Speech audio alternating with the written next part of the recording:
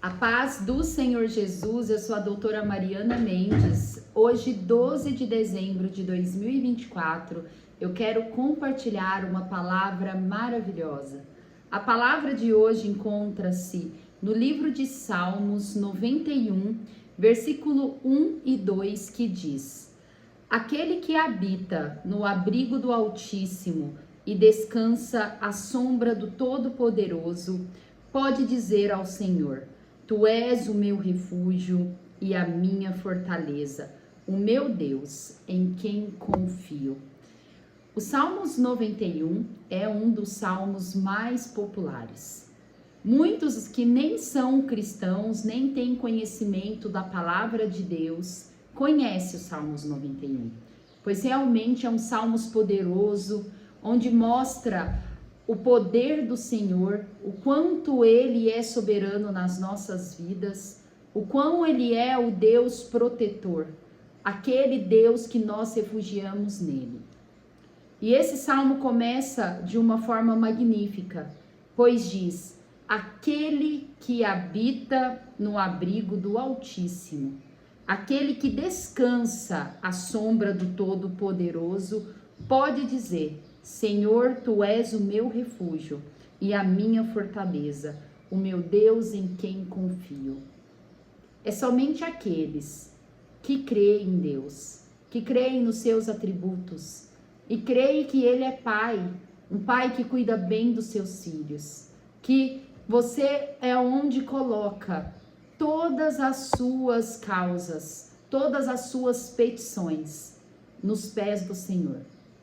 Quando confiamos dessa forma no Senhor, nós podemos dizer sim que Ele é o nosso refúgio, que Ele é a nossa fortaleza e que Ele está sempre disposto a nos ajudar, a nos proteger. Eu sei que muitas vezes, quando ouvimos isso ou quando falamos isso, logo pensamos nas aflições que vivemos, em tantas coisas ruins que nos acontecem. Mas a palavra do Senhor, ela diz que muitas são as aflições de um justo, mas o Senhor, Ele nos livra de todas. O Senhor, Ele não nos promete que não passaremos por dificuldades. O Senhor, Ele não nos promete que não passaremos por tristezas, por luto, por decepção. Mas Ele promete que Ele estará conosco até o último dia das nossas vidas. Que Ele estará ao nosso lado, nos livrando, nos dando direção, que Ele jamais nos abandonará. É por isso que na carta aos Tessalonicenses, Paulo diz: a tudo dai graças a Deus. A tudo. Não somente coisas boas, mas também coisas ruins. Pois o Senhor, Ele está conosco em todo momento. Então, nós não temos motivos para nos sentir sozinhos, nos sentir abandonado, parecendo que o Senhor, Ele está distante de nós, pois Deus, Ele é o Deus de perto. É o Deus que está do nosso lado a todos os momentos. É por isso que durante uma dificuldade, eu sempre dou graças a Deus. Algumas vezes acontecem coisas que eu não queria que acontecesse, da forma como acontece. Mas eu falo: Senhor, graças a Deus. Pois se isso está acontecendo, é permissão do Senhor. Pois o Senhor está aqui ao meu lado. O Senhor está vendo tudo. Pois o Senhor é o Deus Emanuel, o Senhor é o Deus que está comigo, independente da circunstância. E se o Senhor quer que eu passe por isso, graças a Deus, glórias a Deus, aleluia. E é assim que nós temos que seguir a nossa vida, crendo que o Senhor está ao nosso lado, a todo momento, independente da circunstância que estamos vivendo. A meditação de hoje, ela diz: não há impossível quando estamos no esconderijo de Deus. Saber que nós estamos no local mais seguro que pode haver no universo, no esconderijo do Altíssimo, abaixo de suas asas, que Ele está conosco a qualquer momento, em qualquer situação, em qualquer dificuldade, isso nos dá segurança, isso nos dá refrigério, alívio, para conseguirmos seguir sempre com alegria. Não a alegria, não a paz do mundo, mas a alegria que o Senhor nos dá. Pois nós temos que nos regozijar no Senhor, pois Ele muito faz por nós. Se nós estamos aqui respirando, falando com Ele, ouvindo sobre Ele, é porque Ele permitiu, Ele nos criou, Ele permitiu que nós nascêssemos, Ele permitiu que chegássemos até o dia de hoje e vivemos o que estamos vivendo. E somente por isso já é motivo para nós confiarmos, para nós agradecermos e nos sentirmos protegidos por nosso Deus.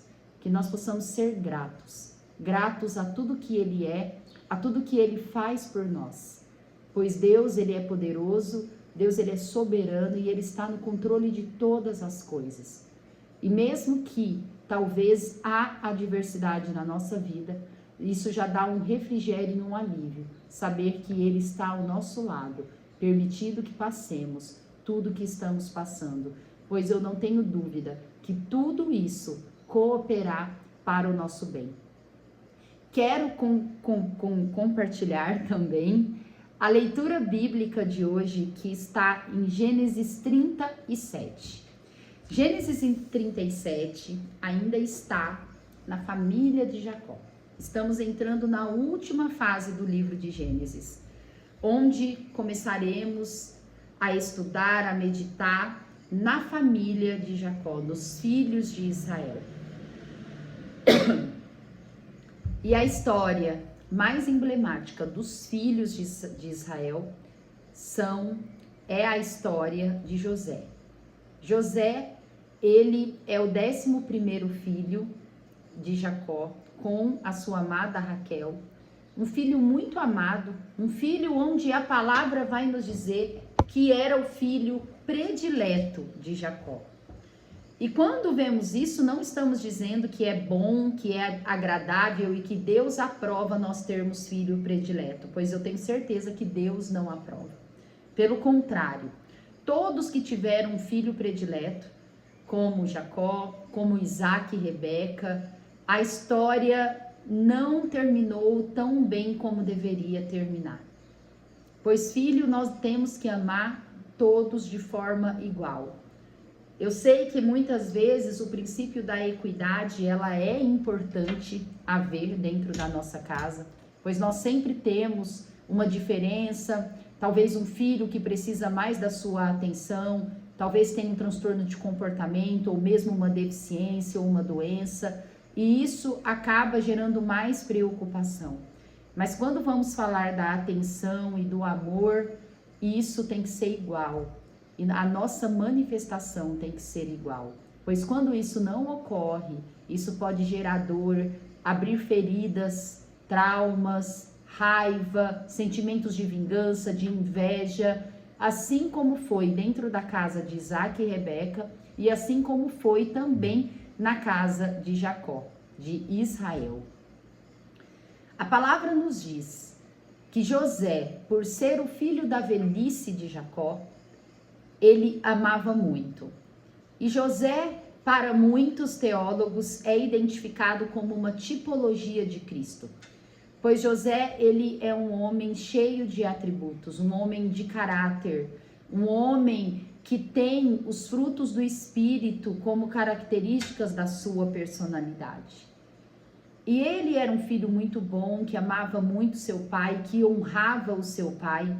Os seus 10 irmãos mais velhos, a palavra vai dizer que dá a entender que eles haviam alguns desvios de caráter, mas José, ele sempre denunciava para o seu pai as más condutas dos seus irmãos, e isso fazia Jacó ter mais confiança ainda em José, e os seus 10 irmãos mais velhos, mais inveja e mais ódio.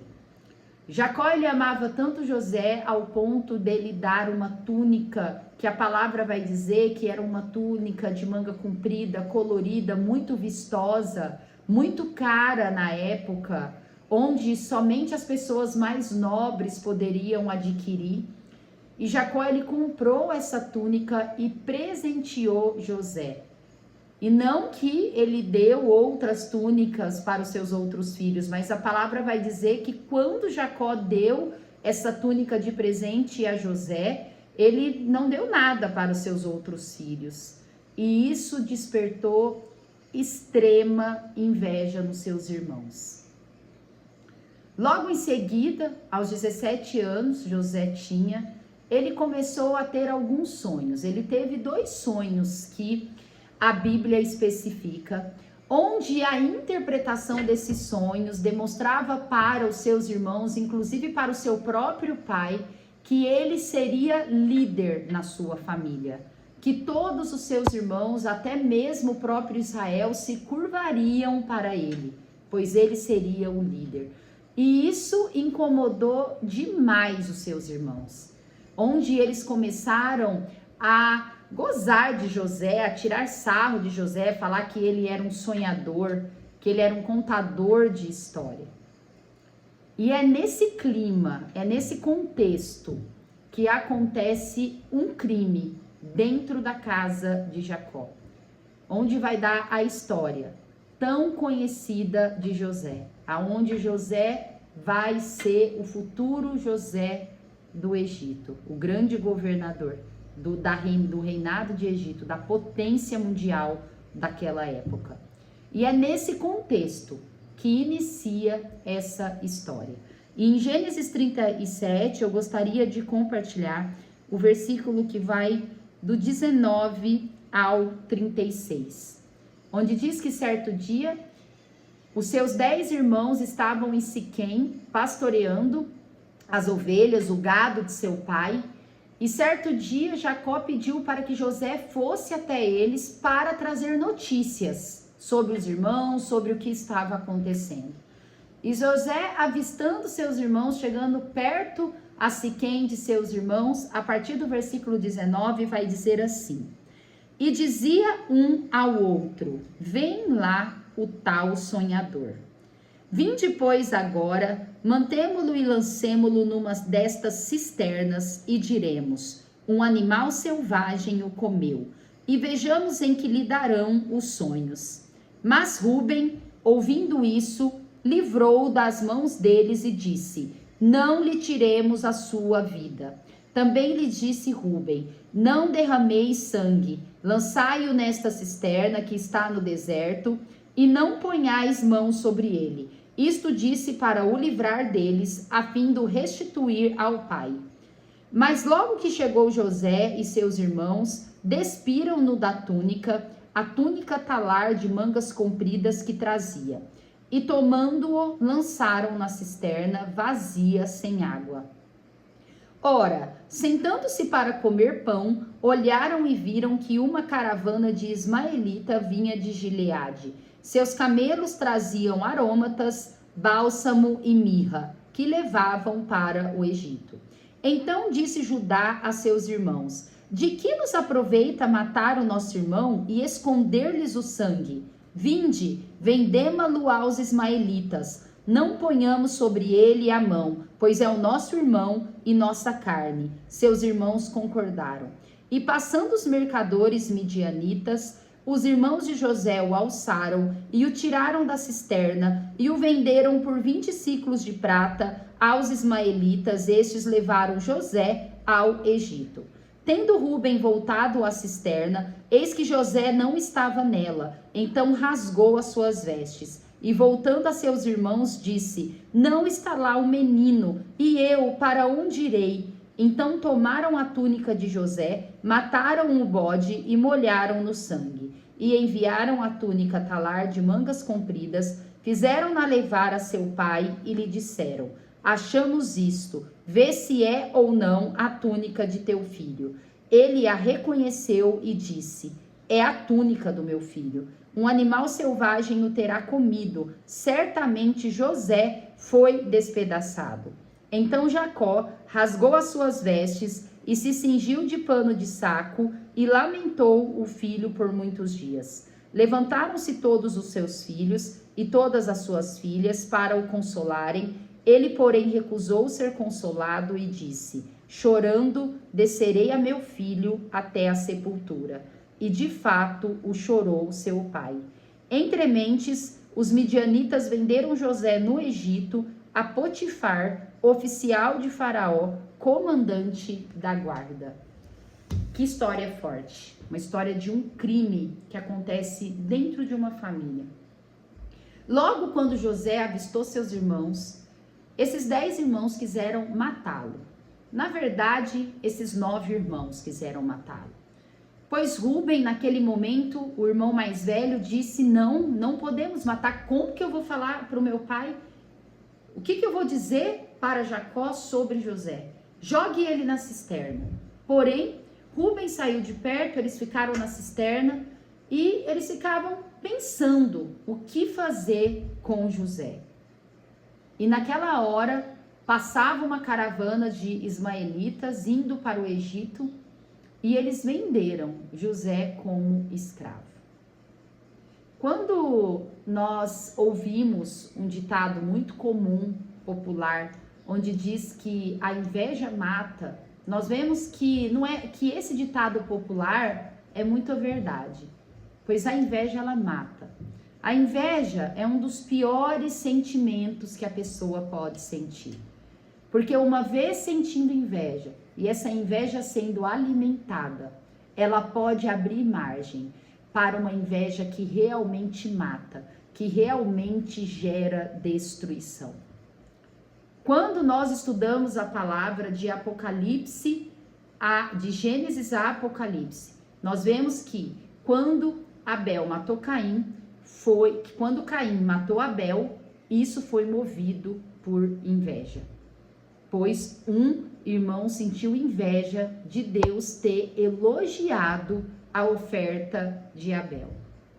Agora nós vemos José numa tentativa de assassinato por conta da inveja dos seus irmãos. Depois vamos ver Saul querendo matar Davi por causa de inveja. E Jesus foi morto, foi crucificado também por causa da inveja. Irmãos, a inveja é um sentimento que muitas vezes nós sentimos sem querer. É por isso que nós sempre temos que estar com a mente aberta, nos vigiando. Pois quando percebemos que estamos sentindo inveja de alguém, nós temos que cortar esse mal da nossa vida na raiz. Em tempos de redes sociais que ficamos se expondo no Instagram, no Facebook, no TikTok, a todo momento, uma vez que você sente inveja de alguém que você está seguindo, o melhor a fazer é parar de seguir e ocupar a sua mente com bons sentimentos, pedir para Deus trabalhar. Pois a inveja é um sentimento que muitas vezes as pessoas sentem sem querer. E mesmo nós estamos na luz, não estamos nas trevas, nós também temos a inclinação para o mal. Só que nós temos Jesus, nós temos o Espírito Santo para nos dar discernimento e para nos dar direção. Aqueles irmãos, eles alimentaram a inveja deles. Acredito eu que distantes do Senhor, eles alimentaram ao ponto deles quererem destruir o seu irmão mais novo. José nada fez para merecer isso. Rúben tentou livrar José do mal. E mesmo assim, seus 8 irmãos continuaram querendo matá-lo. Até que Jacó falou: não, vamos vender para a caravana, matar jamais. E ele foi vendido para o Egito como escravo. Os seus irmãos, quando avistou Jacó, seu pai Israel, eles mentiram, sujaram a túnica de José com sangue de um animal, de bode, e falaram: pai, nós achamos essa túnica, dando a entender que alguma fera, algum animal selvagem possa ter matado e comido José. Jacó acreditou naquele momento, imagina a dor desse pai, e ele chorou, ele sofreu muito. E todos os seus irmãos ficaram sustentando essa mentira. Uma inveja que deu brecha para uma tentativa de assassinato, que deu brecha para uma mentira, para enganar as outras pessoas. E Jacó seguiu para o Egito, e chegando lá, os ismaelitas venderam ele como escravo para Potifar, que era o oficial do faraó. É uma história triste, uma história pesada, uma história onde abre margem para fazermos inúmeras meditações e aplicações na nossa vida. E José, nesse momento, ele foi vendido como um animal, como uma pessoa sem valor.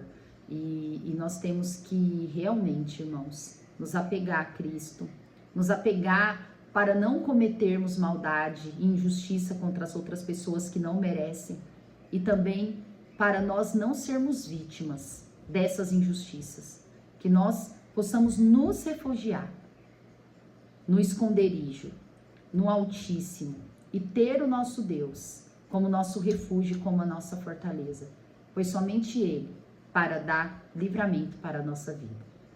Amo vocês em Cristo Jesus, que essa meditação possa trazer grandes ensinamentos para a sua vida. Até amanhã.